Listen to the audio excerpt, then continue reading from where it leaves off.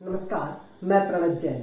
महोदय, आज से कई वर्षों पूर्व जब विश्व की समकालीन सभ्यताओं का जन्म नहीं हुआ था, तब अखंड आर्यावर्त का स्वप्न देखने वाले भारतीय संस्कृति के मनीषी नायक आचार्य चाणक्य से तक्षशिला की विद्वत सभा में प्रश्न पूछा गया कि राजनीति किसे कहते हैं। तब उन्होंने उत्तर दिया कि अनुचित से उचित मार्ग की ओर ले जाने वाली, असत्य से सत्य का परिचय कराने वाली, अंधकार से प्रकाश की ओर ले जाने वाली परमार्थ नीति और मृत्यु से अमरता की ओर ले जाने वाली संजीवनी को ही राजनीति कहते हैं।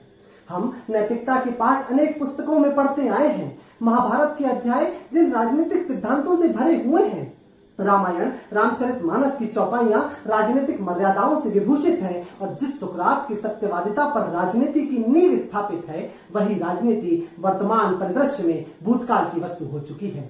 महोदय, राजनीति का मतलब है लोकतंत्र का मुख्य द्वार, और लोकतंत्र वह है जहां जनता कह सकने में और नेता सुन सकने में सक्षम हो। लेकिन जब इसी लोकतंत्र में कहने और सुनने की क्षमता में लोप हो जाता है, उस दशा में राजनीति को मृत घोषित कर दिया जाता है।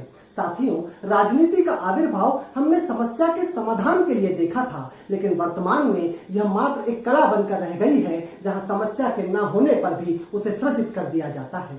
आज हमें राजनीतिक नैतिकताओं से ज्यादा अनैतिकताओं के उदाहरण देखने को मिलते हैं। आखिर ऐसा क्यों है कि राजनेता वहां भी पुल का निर्माण करना चाहते हैं जहां नदी है ही नहीं। महोदय, यह वही राजनीति है जिसने इतिहास में लोकतंत्र के विकास में अपना बहुमूल्य योगदान दिया। मानवाधिकार, स्वतंत्रता, समानता और धर्मनिरपेक्षता जैसे मूल्य राजनीति की ही देन है, और यह वही राजनीति है जिसके कंधों पर दायित्व था संविधान के संरक्षण का, लेकिन आज यह संविधान की शत्रु बनकर बैठी है। मान्यवर, इस बात में कोई अतिशयोक्ति नहीं कि आज भारतीय राजनीति ही नहीं वरन विश्व राजनीति भी अपने सबसे निकृष्ट दौर से गुजर रही है। और ऐसा इसलिए है क्योंकि आज राजनीति में न ईमान बचा है न सम्मान बचा है। आज सत्ता की राजनीति के हमें दो नए छोर देखने को मिलते हैं। एक तरफ कोई खरीदने वाला तैयार है, तो दूसरी तरफ कोई बिकने को बेताब नजर आ रहा है। ये आयाराम और गयाराम की संस्कृति इतनी बुलंद हो चली है कि इसने राजनीति का गला घोंट दिया है। जब भारत जैसे बेरोजगार प्रधान मुल्क में राजनीति को एक रोजगार और कारोबार के नजरिए से तौला जाता है, तो बड़ा कष्ट होता है, क्योंकि ये राजनीति का वास्तविक स्वरूप नहीं है।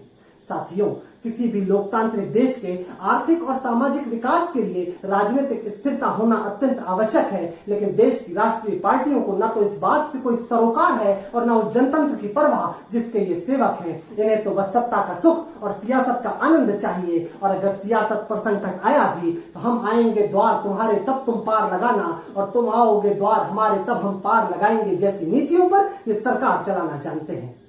महोदय, राजनीति को मारने में जितना हाथ राजनेताओं का है, उतना ही हाथ जनता और मीडिया का है, क्योंकि यह वही जनता है जो चंद पैसे, ठर्रे और मुर्गे के लालच में मताधिकार को बेच आती है, और यह वही मीडिया है जिसे लोकतंत्र का चतुर्थ स्तंभ कहा गया है, लेकिन इसी मीडिया ने लोकतंत्र की नींव हिला रखी है।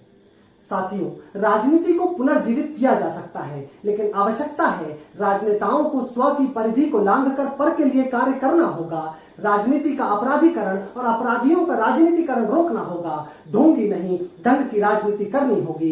चरण नहीं, आचरण छूने का प्रयास करना होगा। देश की जनता को अपने कर्तव्यों और अधिकारों के प्रति सचेत होना होगा। युवाओं को आगे आना होगा और राजनीति की बागडोर संभालनी होगी। बस अंत में इतना ही कहूंगा कि खोलो कपाट बंद खिड़कियों के, भीतर हवा को आने दो। मृत प्राय हो उठे जो अंगारे, फिर से उन्हें दहक जाने दो। धन्यवाद। जय हिंद, जय भारत।